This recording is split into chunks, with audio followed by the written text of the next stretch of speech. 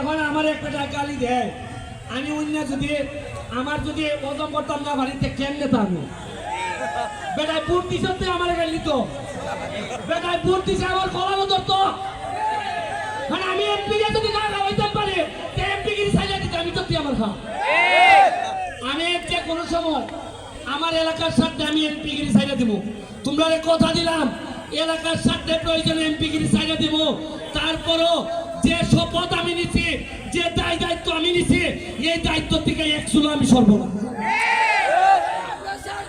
আমি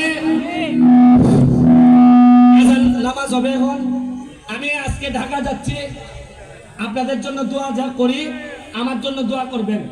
যতগুলা রাস্তা সোনারঘাট মাধবপুরের ভাঙা আছে সবগুলা রাস্তা ঠিক করতেছি।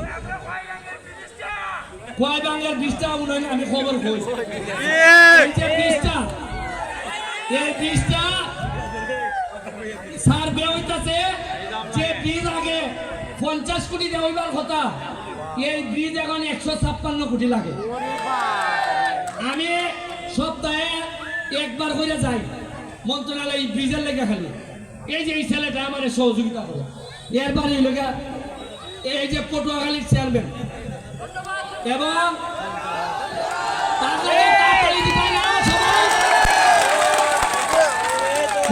ব্রিজ না হইলে ঘন্টার পর ঘন্টা কদিন পরে যেমন হারি তখন লাগবে।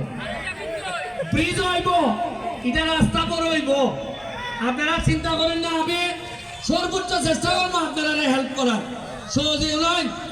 জীবনে জায়গা তো সব শেষ, এক ফোঁটা জমি হলে কাটছি না, ফুলাবরিরও বড় হয়ে গেছি গে আমার সাথে থাকছে না। মানুষের পিছে ঘুরতে ঘুরতে আমার ফুলাবরি কোন সময় বড় হয়ে গেছি আমি বলতে আমি পারি না। আমার ছোটবেলা বাপের সাথে ছেলে মেয়ে থাকলে যে একটা আরাম আনন্দ, এটা আমি ভাইয়া দেখছি না। সারা জীবন খালি মাদুর মানুষের পিছে পিছে ঘুরছি। আমার তো গেছে সবই, তারপরও বালা লাগবো আমার ফুলাবরির লাগে না। সোনারঘাটের মাধবপুরের প্রতিটা ছেলে মেয়ে যদি দেখি আমার ছেলে মেয়ের মতো সুবিধা ভাইয়া বড় হইতেছে, তাহলে এই আত্মত্যাগটা মনে করি আমার জীবনের সার্থক।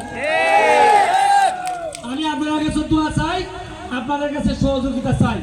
জননেত্রী শেখ হাসিনার জন্য দোয়া করবেন। জয় বাংলা, জয় বঙ্গবন্ধু।